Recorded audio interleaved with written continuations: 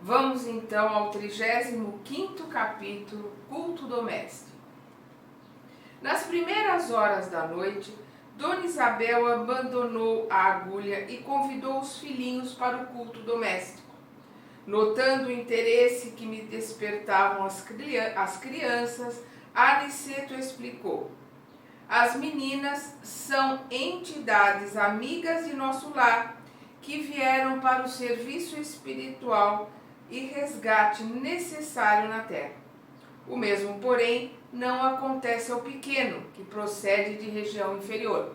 Então, o que o André Luiz o que o Aniceto está colocando aqui é que as duas meninas são de planos superiores, vieram ali, né, para serviço espiritual e resgates necessários, mas já para trabalhar, já para acompanharem a mãe. O menino veio de regiões inferiores para ser auxiliado pela mãe e pelas irmãs no desenvolvimento espiritual dele.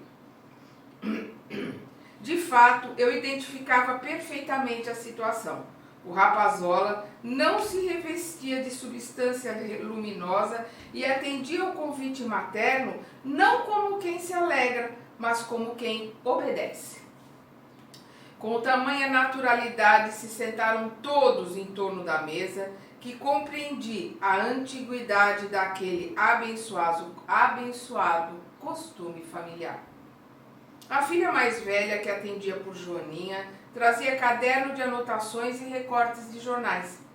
A viúva sentou-se à cabeceira e, após meditar breves instantes, recomendou à pequena Nelly, de 9 anos, fizesse a oração inicial do culto, pedindo a Jesus o esclarecimento espiritual. Todos os trabalhadores invisíveis sentaram-se respeitosos. Então, todos que estavam ali sentaram-se também para trabalhar no Evangelho no lar, junto com eles.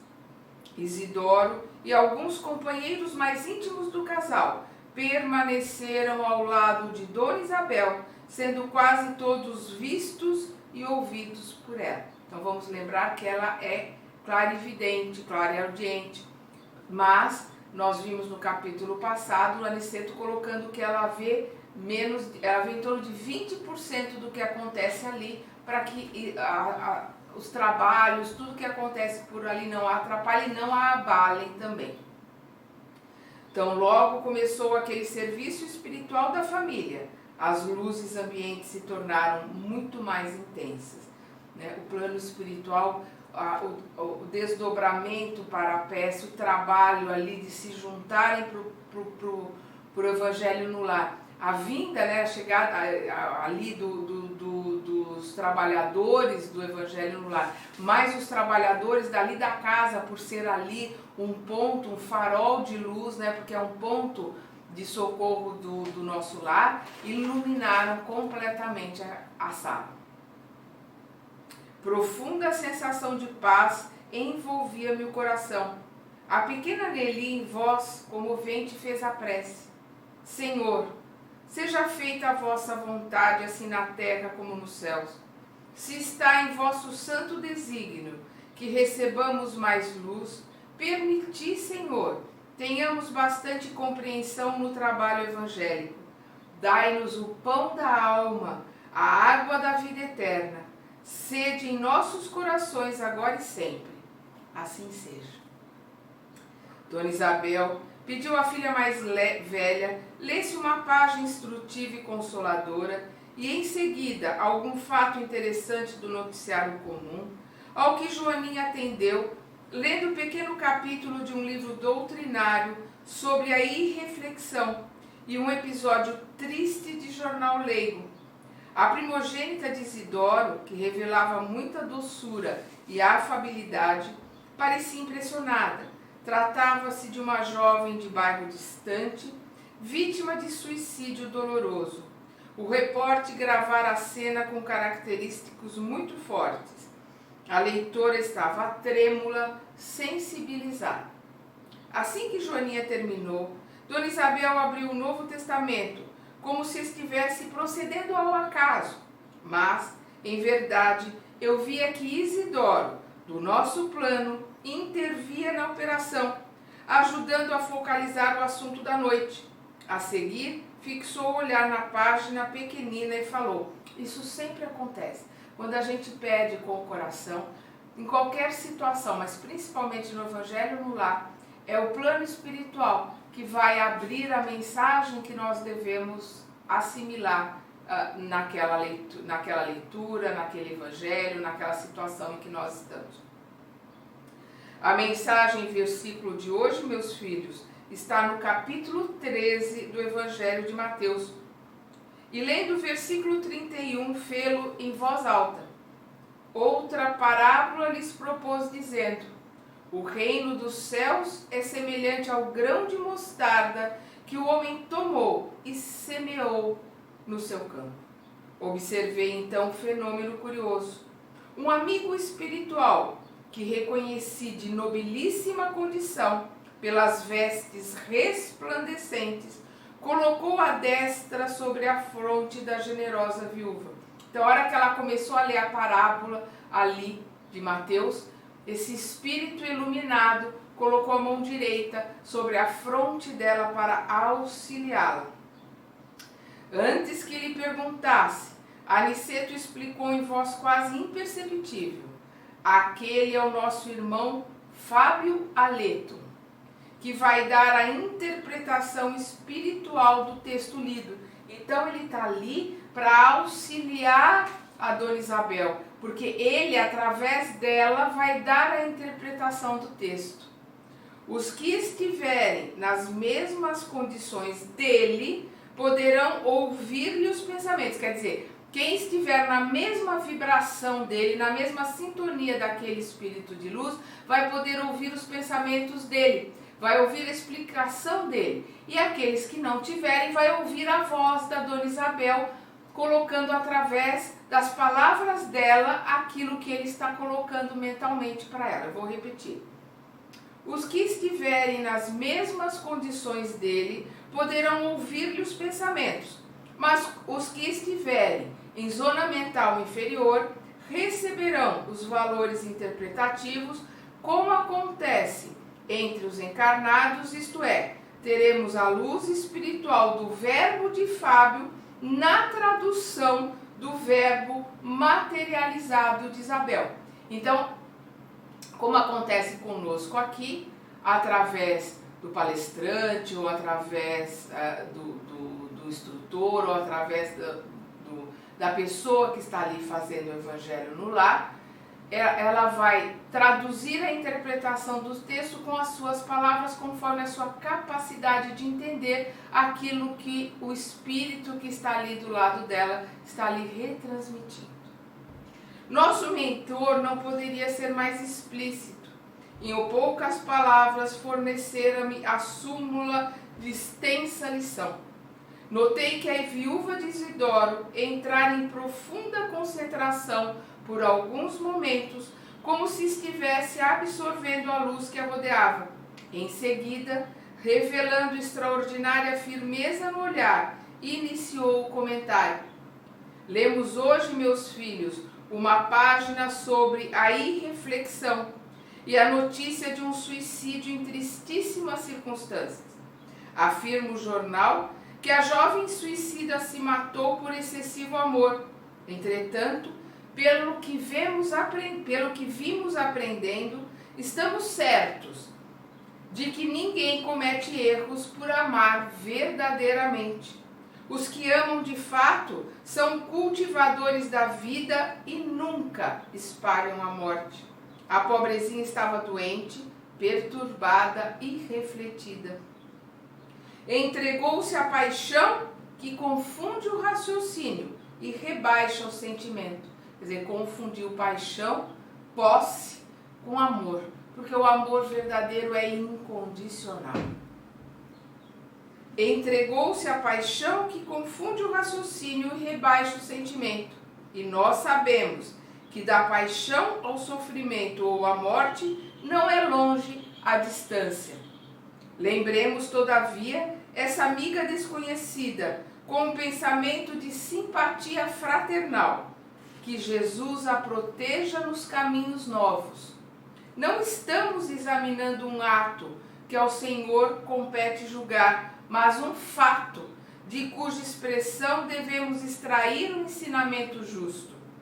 A mensagem evangélica desta noite assevera, pela palavra do nosso divino Mestre aos discípulos, que o reino dos céus é também semelhante ao grão de mostarda que o homem tomou e semeou no seu coração. Devemos ver nesse passo, meus filhos, a lição das coisas mínimas. A esfera carnal onde vivemos está repleta de reflexões de toda sorte. Raras criaturas começam a refletir seriamente na vida e nos deveres antes do leito da morte física. Não devemos fixar o pensamento tão só nessa jovem que se suicidou em condições tão dramáticas ao nos referirmos aos ensinos de agora. Há homens e mulheres com maiores responsabilidades em todos os bairros que evidenciam paixões nefastas e destruidoras no campo dos sentimentos, dos negócios e das relações sociais.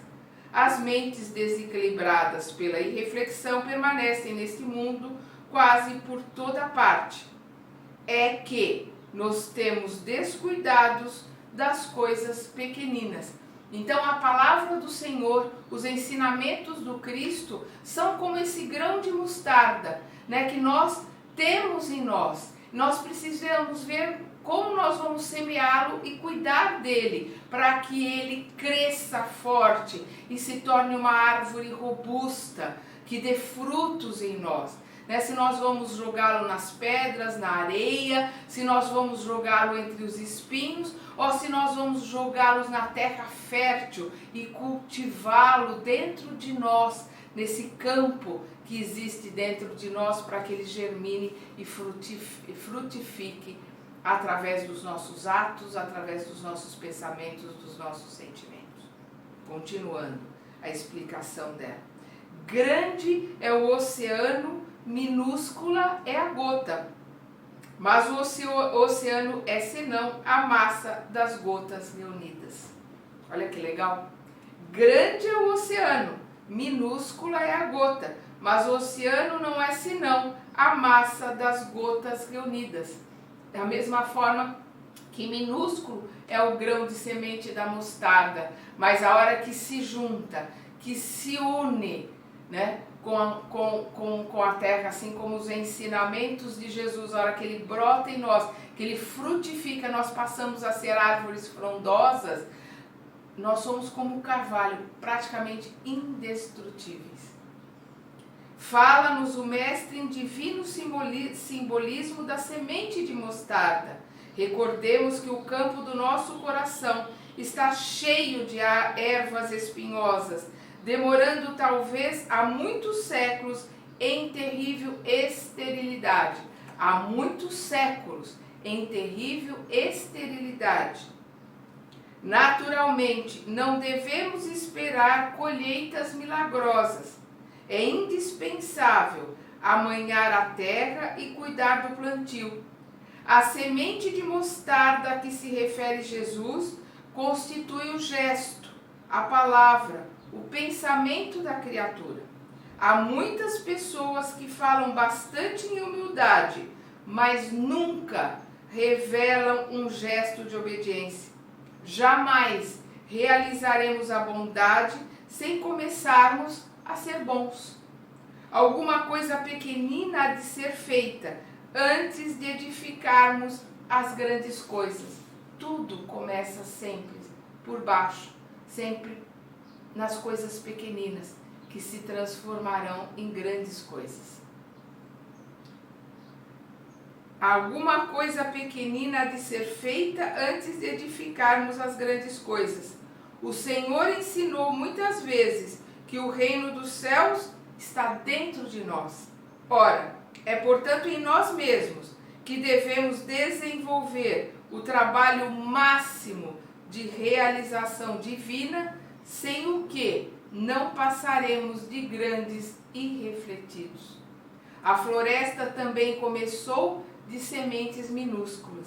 e nós, espiritualmente falando, temos vivido em densa floresta de males criados por nós mesmos, em razão da invigilância na escolha de sementes espirituais. Olha que colocação, que simbolismo fantástico. Eu vou repetir. A floresta também começou de sementes minúsculas e nós, espiritualmente falando, temos vivido em densa floresta de males criados por nós mesmos, em razão da invigilância na escolha de sementes espirituais.